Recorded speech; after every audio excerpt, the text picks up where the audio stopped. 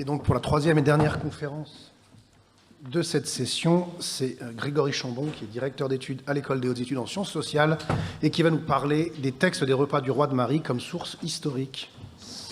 Merci beaucoup. Bonjour à toutes et à tous. Alors tout d'abord, je remercie les organisateurs de ce colloque pour leur invitation dans le cadre de notre projet commun PCEHM. Et afin de rentrer directement dans le sujet de cet exposé, je vous présente un exemple de texte appartenant au corpus dit des repas du roi, comprenant près de 1300 documents. Et comme vous pouvez le constater, son formulaire est assez concis, minimaliste. C'est une liste de quantités de différentes denrées, la mention du terme clé Nitroa Goub Lugal, l'acadien Natam Charim, traduit par repas du roi, suivi d'un total et d'une date précise avec le mois, le jour et l'année. Aucun nom propre est mentionné. Alors, il y a de grands récapitulatifs mensuels et plurimensuels qui reprenaient chronologiquement le contenu des billets quotidiens de ce type. Et on peut aisément imaginer que ce type de texte, à l'instar de nombreux documents administratifs, ne suscite guère l'intérêt des assyriologues. En effet, quelle information l'historien peut-il raisonnablement espérer tirer, à première vue, de ce genre de documents? Alors, il y a quand même trois types d'informations qui ont été exploitées pour l'instant. Tout d'abord, ces textes fournissent des données quantitatives, bien sûr, sur les volumes de denrées destinées à la table royale, ainsi que sur le nombre approximatif de convives. Les textes des repas du roi nous renseignent également sur la diversité des mets servis et sur les produits nécessaires à leur préparation. Alors, ces informations ont déjà fait l'objet d'études approfondies dans le sillage des travaux de Jean Bottero sur les arts culinaires mésopotamiens. Et ce ne sera pas ici le sujet de mon propos. Enfin, ces textes peuvent fournir des indications sur la présence du roi à Marie, à la date mentionnée dans les documents, à supposer bien sûr que les repas royaux aient eu lieu en sa présence. Ces indications ont largement contribué à la renommée de cette documentation en raison de son intérêt, en fait, pour l'histoire événementielle. Grâce à la datation de ces documents, il a en effet été possible de reconstituer, en creux, une chronologie des déplacements royaux.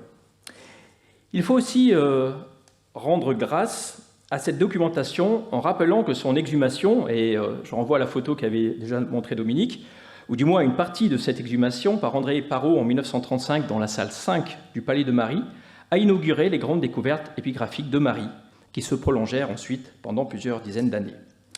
Il convient également de souligner que, dans le sillage des premiers éditeurs de ces textes, Jean Bottero, Maurice Béraud, Madeleine Burck, plusieurs chercheurs ont su en percevoir toute la richesse, comme Jean-Marie Duron et Dominique Charpin. Je souhaiterais tout particulièrement rendre hommage au travail de Lucio Milano, qui a consacré en 1981 une étude pionnière à cette documentation, ainsi qu'à Jean-Pierre Materne, à qui revient la tâche difficile d'établir un premier manuscrit des transcriptions de l'ensemble des textes qui n'avaient pas été publiés dans les volumes Arem 29, 11 et 12. Mais je tiens à saluer ici tout particulièrement les travaux de Jack Sasson, présent parmi nous aujourd'hui. Alors, par son étude patiente et rigoureuse de centaines de textes relatifs au repas du roi, il a contribué de manière décisive à révéler tout le potentiel de cette documentation. Je commencerai donc mon propos ici par une citation de Jack, qui, dans un article de 1982, paru dans les Mélanges Krauss, s'est confronté aux multiples erreurs et apparentes inconsistances, discrepancies, dans les données chiffrées des repas du roi. If it could be that the enterprise of categorizing, recording, and transposing the information had a definite purpose and goal in mind, we might yet understand the many discrepancies, inaccuracies, and oddities which are found in our texts. Il touche ici une question essentielle qui constitue le principal moteur de l'étude de ce corpus, dont Jean-Marie Durand m'a confié l'analyse et que je remercie pour sa confiance, celle de la raison d'être de cette documentation. Les chercheurs se sont en effet déjà interrogés sur les modalités, bien sûr, de rédaction des textes, leur écriture, leur format ou encore leur mise en page. En revanche, la question de leur finalité a rarement été abordée. Pourquoi consigner par écrit la comptabilité des repas du roi? Et également, pourquoi conserver durablement ces documents alors que leur fonction semble, à première vue, limitée à un usage immédiat ou à court terme? Car ce qui caractérise ces textes, qui sont tous datés, excepté les récapitulatifs mensuels, c'est qu'ils étaient pour un grand nombre stockés dans des jarres et archivés, mais non systématiquement détruits ou recyclés, comme ce fut le cas d'autres documents administratifs périmés.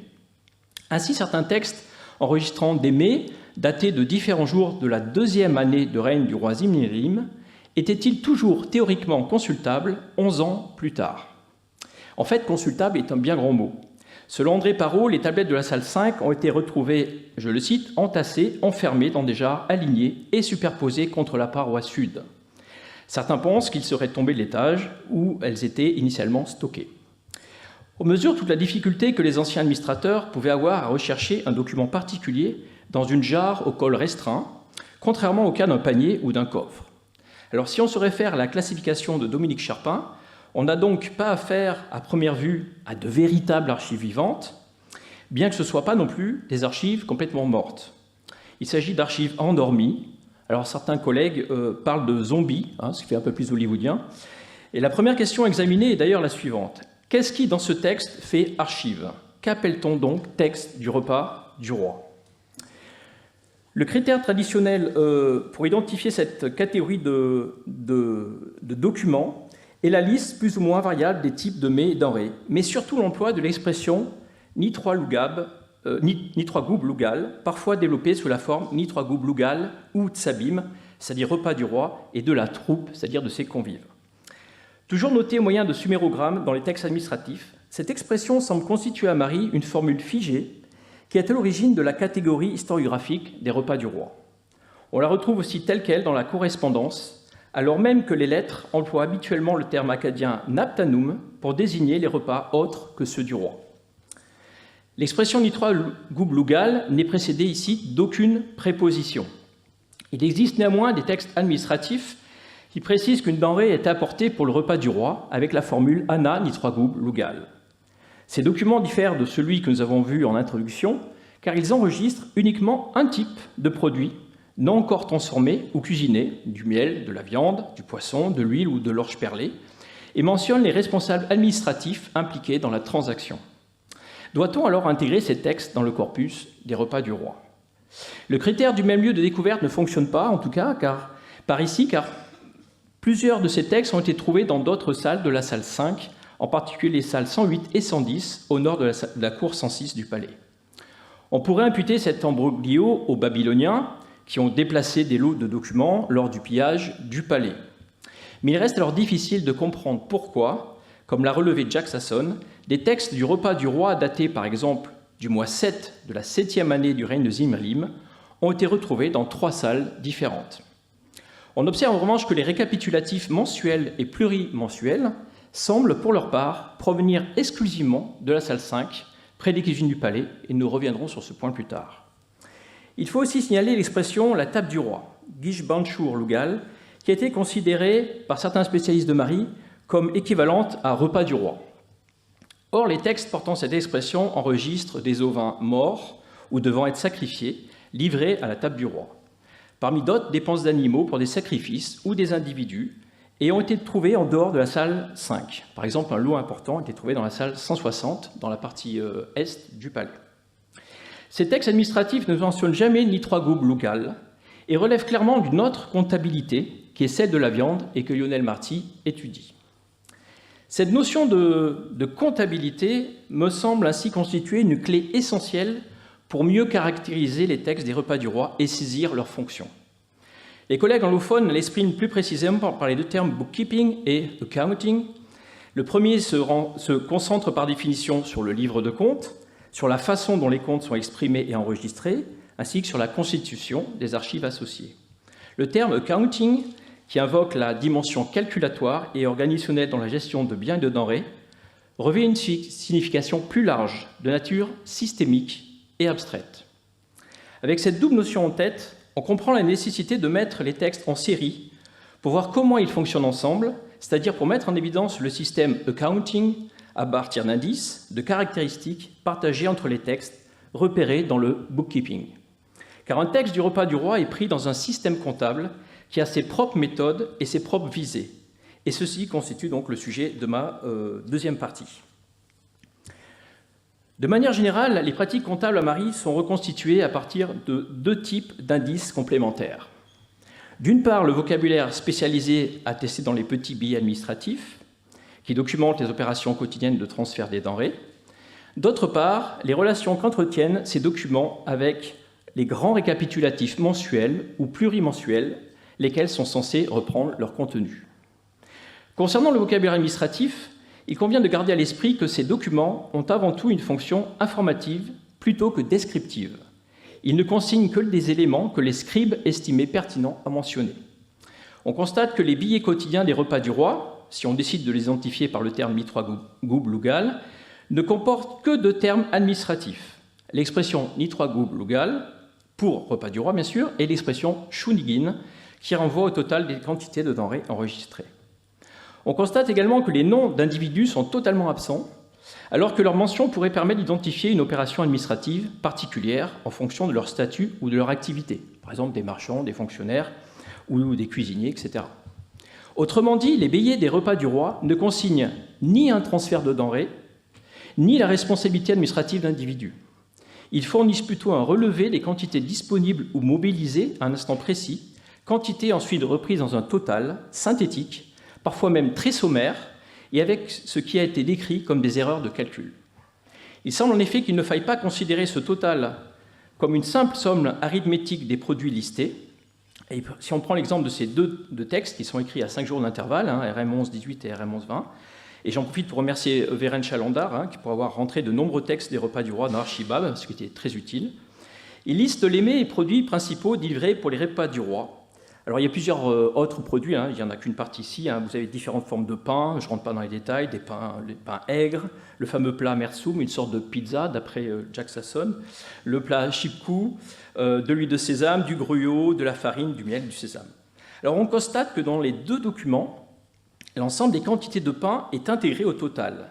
Dans ARM 11-20, la quantité de chipkou, du plat chipkou, est reprise telle qu'elle, tandis que dans ARM 11-18, le total attribué au chipkou correspond à l'addition des quantités de chipkou, de gruau papassoum et de farine sascoum, ces deux derniers produits entrant dans la composition du plat. Autrement dit, le scribe a retenu dans le total la quantité du produit fini, c'est-à-dire du mets préparé. Les trois catégories de produits que les scribes jugeaient manifestement les plus importantes à faire figurer dans les totaux sont les différents types de pain, ou plus largement les mets désignés par le logogramme d'Inda. Vous savez que le logogramme d'Inda est très ambigu et peut désigner une sorte de pâte, de pizza justement, ou de pain, le plat chipkoum et la boisson à la panoum. L'enseignement principal de ces pratiques comptables est que les totaux qui figurent après le terme shunigin ne doivent pas être considérés comme le résultat mécanique de l'addition des entrées précédentes. Ils relèvent plutôt d'une forme de comptabilité synthétique dans laquelle la quantité globale prime sur le détail des composantes, ce qui pourrait expliquer les apparentes nombreuses erreurs de calcul qu'on a trop tendance à imputer à l'incompétence des scribes. Ces totaux fournissaient une estimation du volume des principales denrées destinées à être servies à la table du roi. Et un tel système permettait sans doute d'évaluer, en fonction du nombre attendu de convives, la ration approximative revenant à chacun. Il permettait aussi, comme nous le verrons par la suite, d'évaluer la quantité d'orge nécessaire pour la confection des différents plats. Alors, comme je l'ai précisé, ces petits billets semblent être pris de façon chronologique dans de grands récapitulatifs mensuels ou plurimensuels. Alors, généralement, c'est 1 mois, 2 mois, jusqu'à 4 mois, avec plusieurs colonnes. 44 exemplaires ont jusqu'à présent été identifiés, un nombre relativement faible au regard de ceux qui ont dû être produits au cours des 13 années du règne de Zimrilim. Alors, j'aimerais ici mettre en avant 4 caractéristiques principales de ces récapitulatifs. Premièrement, ces récapitulatifs ne sont jamais scellés et jamais datés à la fin par une date complète, mois, jour, année. Et ce sont les billets qu'ils reprennent qui permettent de les dater avec précision. Sauf un texte, une exception, daté de la 11e année du règne de Zimrilim. Ce ne sont donc pas, à l'instar des autres récapitulatifs de la documentation administrative, par exemple pour la gestion de l'huile de sésame ou des céréales, des documents ayant une connotation juridique dans les processus administratifs. Leur contenu n'est validé par aucun responsable. Deuxièmement, les billets ne sont souvent pas repris tels quels dans les récapitulatifs. Comme vous pouvez le voir ici, en comparant ces deux billets, ce billet et ce récapitulatif, il peut y avoir une inversion des entrées et même une disparition de certaines entrées, comme la boisson à la panoum dans les entrées, ou les 10 silas de chipkou dans le total sur le billet, qui n'apparaissent plus dans le récapitulatif. Les données chiffrées, quantité et même date, sont aussi parfois légèrement modifiées. Alors, sans rentrer ici dans le détail au sujet de ces divergences, ces discrepancies que Jack Sasson a étudiées, il est important de retenir que les scribes qui ont rédigé les récapitulatifs Qu'ils aient eu ou non l'ensemble des petits billets à disposition, ont opéré des choix dans la transposition des données. Troisièmement, à la fin de la liste des billets intégrés au récapitulatif et immédiatement avant les grands totaux, figurent généralement, quoique non systématiquement, selon les contraintes du calendrier cultuel, les denrées dépensées pour le repas kispum des ancêtres et des rois défunts avec l'expression anakispum cha lugal mesh. On retrouve cette même expression sur de nombreux petits billets qui sont à tout égard comparables aux billets des repas du roi, à ceci près qu'ils ne portent pas la mention Nitra Gub Lugal. Or, les quantités de denrées attribuées au kispum sont néanmoins intégrées au grand total final des récapitulatifs sous la rubrique Repas du roi, dépenses du mois X. Cette pratique montre que les petits billets enregistrant les dépenses destinées au kispum des rois, que la recherche tend habituellement à exclure du corpus des repas du roi, en raison de l'absence de la mention explicite repas du roi, étaient en réalité considérés par les scribes de Marie comme faisant pleinement partie de cette comptabilité. Ainsi, du point de vue administratif, les dépenses liées au kispum étaient intégrées au même ensemble documentaire et comptable que celles destinées au repas du roi proprement dit. D'autres dépenses occasionnelles peuvent être mentionnées dans les récapitulatifs, à côté de celles pour le kispum, mais de façon très rare, comme des compléments de dernière minute. C'est dans ce contexte qu'apparaissent, de manière exceptionnelle, quelques noms propres de fonctionnaires, comme Charumnu Matichou, responsable du centre d'engraissement des ovins et des bovins, et l'intendant Chatamoum Mukanichum. La réception de denrées par ces fonctionnaires est notée au moyen du terme Shutiya, le seul autre terme administratif qui apparaît très rarement aux côtés de Nitra Gub Lugal et Shunugin dans les récapitulatifs. Alors, comme je l'ai proposé dans mon étude sur la gestion du grain à Marie, l'emploi de Shutiya avec la variante Shutiye semble caractéristique des pratiques d'écriture des femmes scribes officiant dans les cuisines et dont les mains ont été reconstituées par Nele Ziegler. Ce terme sert notamment à consigner les réceptions de céréales par le fonctionnaire Ilukan, qui supervisait les intendantes des cuisines, ainsi que les réceptions de mets confectionnés par ces intendantes au profit d'autres fonctionnaires, comme vous pouvez voir par exemple dans ce texte où on retrouve aussi le fonctionnaire Charumnu Matichou. Quatrièmement, enfin, les totaux consignant les petits billets sont repris dans les récapitulatifs, parfois après correction, lorsque les sommes indiquées ne correspondent pas exactement à l'addition des entrées. Chaque récapitulatif se clôt par un total général. Celui-ci s'ouvre par une importante quantité d'orge brute ou perlée, obtenue par l'addition de toutes les quantités de produits regroupés sous la catégorie pain, ninda, dans les totaux des petits billets. Les scribes semblent avoir appliqué une équivalence simple, selon laquelle un volume d'orge perlée permet de produire approximativement un volume équivalent de pain, de ninda. Viennent ensuite les totaux des autres denrées, telles que la boisson à la panoum, l'huile de sésame, le miel ou encore le sésame. Les récapitulatifs se terminent généralement, comme l'on l'a vu, par la formule administrative repas du roi, dépenses pour le ou les mois X, sans mention d'individu responsable de ces dépenses. Alors, suite à ces observations, nous pouvons essayer de comprendre la finalité de cette comptabilité qui est l'objet de ma troisième et dernière partie. Les travaux que nous menons avec Ilya Arkhipov montrent que le système comptable du Palais de Marie n'est pas un ensemble en fait cohérent et homogène dont il s'agirait de dégager une fonction unique et globale. Malgré l'existence de traits communs entre documentations, tels que le format, le vocabulaire administratif employé, l'existence de petits billets enregistrant des opérations quotidiennes, repris dans de grands récapitulatifs, les pratiques comptables du Palais de Marie ne relevaient pas d'un modèle normalisé unique et dépendaient étroitement des catégories de produits comptabilisés, céréales, huile de sésame, métal, etc., et des personnes bien sûr impliquées dans cette gestion. Alors comment dès lors interpréter la fonction de la comptabilité des repas du roi, qui se caractérise par l'absence quasi totale de noms propres et de terminologie administrative. Alors une piste d'interprétation réside sans doute dans les grands totaux figurant à la fin des récapitulatifs, où, comme nous l'avons vu, les quantités de denrées désignées par Ninda sont converties en volume équivalent de grains, orge brute ou orge perlée, nécessaires à leur préparation. Or, l'approvisionnement en grains et en autres produits destinés à la table du roi, à l'exception de la viande, relevait de la responsabilité d'Ilukan, le fonctionnaire qui supervisait les intendantes des cuisines. Toutes ces réceptions de grains, qu'elles proviennent de contribuables acquittant leurs taxes, de marchands ou encore des aires sur les rives de l'Euphrate, où était rassemblée la récolte des terres du palais, faisaient l'objet de petits billets quotidiens. Datés, ces documents consignaient avec précision les acteurs impliqués ainsi que les modalités de chaque opération. De grands récapitulatifs, reprenant le contenu de ces billets de réception, servait à la fois d'outil de calcul des volumes de grains reçus, enregistrés sous le terme administratif Namrartum, et non pas Choutilla, cette fois-là, et de véritables catalogues permettant à l'intendant de retrouver avec précision les pièces justificatives scellées nécessaires à la vérification du solde comptable. Ce solde comptable, désigné par le terme Bachitum, ne correspondait pas à un inventaire des stocks disponibles, mais au résultat de la différence calculée entre les recettes et les dépenses. Présenté par Iloukan à l'administration royale lors des opérations d'appurement des comptes, qui intervenaient approximativement tous les 6 mois, il avait pour fonction de rendre compte de son activité, justement, et de justifier sa bonne gestion des ressources céréalières du palais. La responsabilité d'Iloukan transparaît d'ailleurs dans la présence systématique de son nom sur l'ensemble de cette documentation de réception de grains, qu'il s'agisse de petits billets, des récapitulatifs ou des états de solde comptable. Or, l'établissement du solde comptable supposait, bien sûr, par définition, non seulement le calcul des recettes, mais aussi celui des dépenses.